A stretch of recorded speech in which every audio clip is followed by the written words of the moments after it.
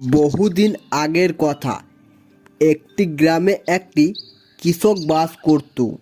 তার জমি জমা কিছুই ছিল না, ছিল শুধু দুটি স্বাদের কলা গাছ। সেই গাছে অনেক কলা ধরেছে এবং কলাগুলিও পেকে গেছে। কৃষক দেখে বলে, এবার তো অনেক কলা হয়েছে। এমন কলা তো আমি আগে কোনোদিনও দেখিনি। একটি গাছে 3টি করে কাঁধ হয়েছে, আর কলাগুলো তো পেকেও গেছে। এত সুন্দর হয়েছে কলাগুলো, খেতেও নিশ্চয়ই খুব ভালো হবে। কাল কিছু কলা বাজারে বিক্রি করব, আর কিছু কলা খাবার জন্য রাখবো। এদিকে একটি বাঘ বনে খাবার খুঁজে বেড়াচ্ছে। সে খাবার খুঁজে পাচ্ছে না, তাই সে গ্রামের দিকে যায়।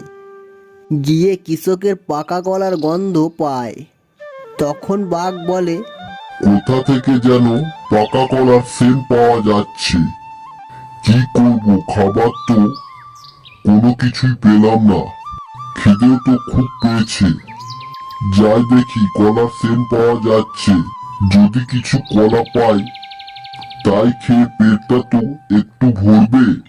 এই বলে সে গর্ধ শুকে কলার দিকে যায়। গিয়ে কলা দেখে বলে, আহা, কত কলা! সব কলা তো পেকে গেছে। না, এখানে বেশিক্ষণ দাঁড়ানো যাবে না। যদি কেউ চলে আসে, তাহলে কলা তো খেতে পাবো না, শেষে মার খেতে হবে। এই বলে সে এক থড়ি কলা পেড়ে নিয়ে সেখান থেকে পালিয়ে যায়। পাশে এসে সে কলাগুলো খায় আর বলে, কি মিষ্টি কলাগুলো! কত সুন্দর টেস্টি খেতে, খুব ভালো লাগছে। এই বলে সে মনের আনন্দে কলা খেতে থাকে।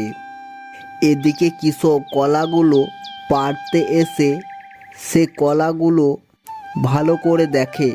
তারপর বলে, কলা যেন কম কম মনে হচ্ছে। কেউ মনে হয় কলা চুরি করেছে এখান থেকে। আজ আমি সারাদিন পাহারা দেব, দেখি কে কলা চুরি করতে আসে। এই বলে কৃষক সারাদিন সেখানে পাহারা দেয়। তারপর বলে, না, আর পারছি না। এবার বাড়ির ভেতরে যাই, সেখান থেকে দেখব। এই বলে সে বাড়ির ভেতরে যায়। এদিকে শিয়াল ও বাঁদর খাবার খুঁজে বেড়াচ্ছে।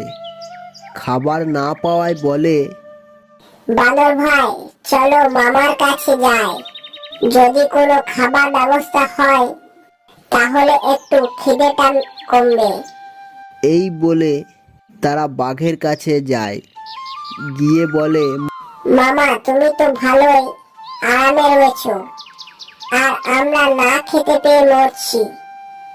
সেটা শুনে বাঘ তাদেরকে বলে দেয় কৃষকের ওই কলা গাছের কথা।